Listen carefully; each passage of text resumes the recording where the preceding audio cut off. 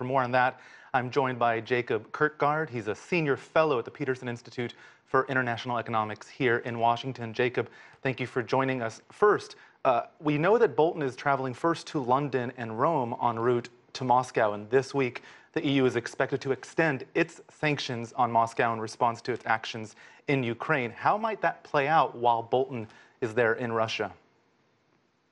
Well, I don't think it'll have any direct impact on the EU's decision this time.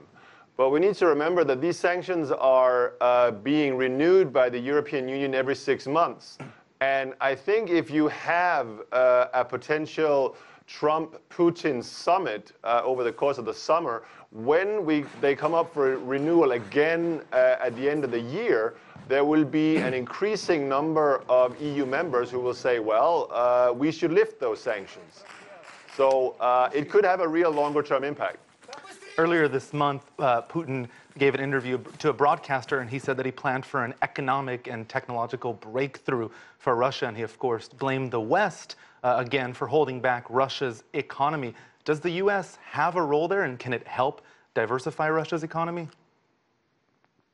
Well, I mean, I think it hypothetically could, but I think we need to be clear that there is, in my opinion, next to no chance that Donald Trump is going to be able to deliver that economic opening towards Russia because there are essentially veto-proof majorities in both houses of Congress opposing that line. So if he tried to do that, I'm pretty sure Congress would overrule him. So the economic rationale for this summit, therefore, in my opinion, looks rather flimsical. We saw recently that Xi Jinping of China traveled to Russia to meet with Vladimir Putin, of course. This potential summit between Donald Trump and the Russian leader, is the fact that it's happening after such a meeting with the Chinese leader, does that put Trump at a disadvantage, do you think? I mean, I think if Trump chooses to take this summit with Putin right around the time when he is in Europe to attend the NATO summit, I think that signal will not be lost on the other members of NATO, which ultimately I think will weaken the cohesion of NATO, which is undoubtedly, in my opinion, what Vladimir Putin would want. That's why, to me, it's very surprising that this summit is being talked about at the timing that it has, which, of course, coincides with, ever deeper political problems for Donald Trump at home with regards to the Mueller investigation. We've seen them meet on the sidelines of summits before, I believe, twice already.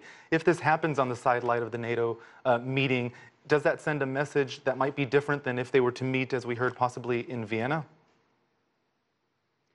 Look, I mean, I think if Donald Trump goes to the NATO summit at a point in time probably of the worst transatlantic relations politically and economically for many decades, if he then chooses to meet with the president of the main adversary of that military alliance, which is Russia, in the immediate aftermath of the NATO summit, look, the signal sent to other NATO countries is unmistakable, in my opinion. They will draw the conclusion that, look, the U.S. heart isn't quite in NATO the way it was before Donald Trump was elected.